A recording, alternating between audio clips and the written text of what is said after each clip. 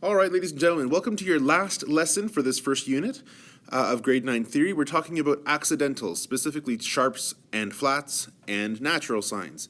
And again, if you know this stuff, awesome. Don't worry about watching the video. If you need a refresher or if you haven't seen this before, that's why we're doing this. Okay, so we're going to start with sharp signs. A sharp sign means you raise the pitch of a note by a half step. Okay, so first of all, raising the note means if we're at this note F, the example here is we've got the F note to the left of the three black keys. Here's the note F. And the note F sharp is to the right, one half step. It's the black key immediately to the right. Okay, so this is the note F sharp. All right, and that goes for any note. Here's the note C, there's C sharp.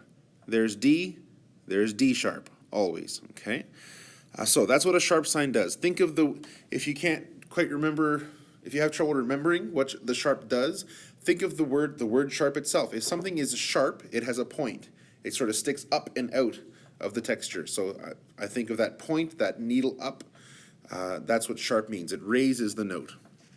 Okay, moving on down here, the flat means you lower the pitch of a note by a half step. So the example they give you in this on the page here is that here's the note B. B flat is a half step down. It's the black key to the left. You know that going down on the keyboard is going to the left, so a half step down is the black key immediately to the left of the note you're talking about. So here's the note B, here's the note B flat, and that works everywhere. Here's the note E, there's E flat, there's A, and there's A flat right there. Okay. So in terms of drawing them, the sharp sign just looks like a hashtag, right? In terms of, I'm sure most of you use Twitter or whatever. So it's that pound sign or that hashtag, the tic-tac-toe box, whatever you want to use to remember what it looks like. Okay, so two vertical lines, two horizontal-ish lines. They don't have to be on this slight angle if you don't want to. Sometimes people like to draw sharp signs with flat horizontal lines. Some people want to have them on big angles like that. It really doesn't make a huge difference. It's totally your style. Okay.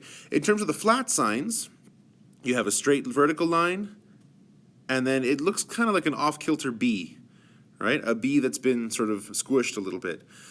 Some people say that the flat symbol looks like half of a heart. Okay, and it kind of does, you know, however you want to draw that flat symbol. Okay, so the task is, down here, copy sharps along the top line of this treble staff. Just do this several times over. Just practice drawing across that top line. Practice copying some flats across that middle line. Now, the tip that they give you in here is to remember, the sharp sign and flat sign need to go right through the line or space you're talking about. Okay, so when I zoom in here, notice how the middle of that sharp symbol is right through the line. So when I draw my sharp symbols, again, oops, I want to see it's not even the greatest. There, I want to see that line right through the middle of the sharp sign.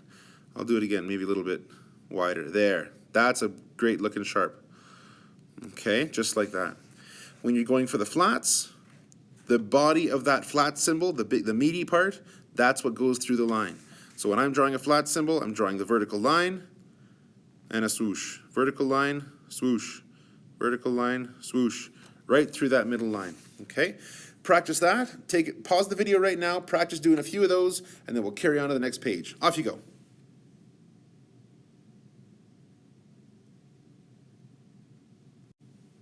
Okay, and then really quickly, we're going to talk about naturals. A natural sign looks like this, and it cancels out the effect of a sharp or flat. Okay, sometimes you might have a sharp in a piece of music, like here there's an F sharp, but then later on they may not want you to use an F sharp, they want you to use an F natural, a regular F, the white key. Okay, so in that case they would put a natural sign like this. Okay. There's another rule they're talking about in here. Unless it's canceled by a natural, an accidental generally carries through the measure. Okay, so here you have a piece of music where the second note is an F sharp. You carry on to more G's and an A and a G, and then you have another note on that bottom space of the treble clef. That note is also called F sharp, because this accidental right here, this accidental right here is good for all Fs.